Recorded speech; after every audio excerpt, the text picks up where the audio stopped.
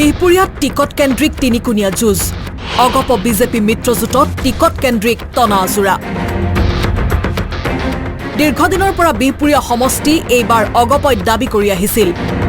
কিন্তু শেহতীয়া প্ৰেক্ষাপটত বিহপুৰীয়া সমষ্টি বিজেপিয়ে এৰি নিদিয়াটো প্ৰায় স্পষ্ট হৈ উঠাত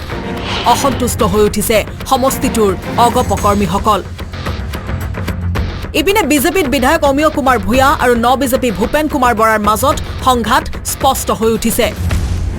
ইপিনে অগপৰ পৰা প্ৰাৰ্থিত্বৰ দাবীদাৰ দলটোৰ সমষ্টি সমিতিৰ সভাপতি মাখন তামুলী এনে ক্ষেত্ৰত বিজেপি মিত্ৰজোঁটত প্ৰাৰ্থিত্ব কেন্দ্ৰিক তিনিকুণীয়া যুঁজ চলিছে বিহপুৰীয়া সমষ্টিত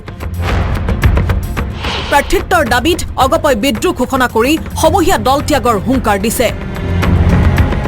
বিজেপিৰ বিৰুদ্ধে বাৰম্বাৰ প্ৰতাৰণা কৰাৰ অভিযোগ উত্থাপন কৰিছে অগপই ইপিনে ৰঙা নদী সমষ্টিত প্ৰাৰ্থিত্বৰ নিশ্চয়তা নাপাই দল ত্যাগ কৰে অগপৰ জ্যেষ্ঠ নেতা জয়ন্ত খাউণ্ডে অৰ্থাৎ বিহপুৰীয়াত মাখন তামুলীয়ে প্ৰাৰ্থিত্ব নাপালে লখিমপুৰ জিলা অগপত অন্য এক আঘাত লগাৰ সম্ভাৱনা স্পষ্ট হৈ উঠিছে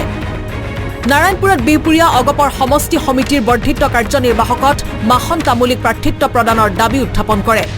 মাখন তামুলীক যদি অগপ বিজেপি মিত্ৰজোঁটে প্ৰাৰ্থিত্ব প্ৰদান নকৰে তেনেহলে সমূহীয়া দল ত্যাগৰ লগতে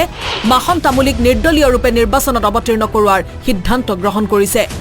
অগপৰ কেন্দ্ৰীয় কমিটিৰ বিৰুদ্ধে বিদ্ৰোহ ঘোষণা কৰি এই সিদ্ধান্ত গ্ৰহণ কৰিছে বিহপুৰীয়াৰ কৰ্মকৰ্তাসকলে এই আসনখন বিচৰাৰ ক্ষেত্ৰত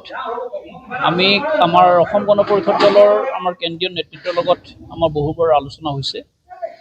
আৰু এই কথাখিনি আলোচনাৰ ক্ষেত্ৰত আমি যোৱা 9 তাৰিখেও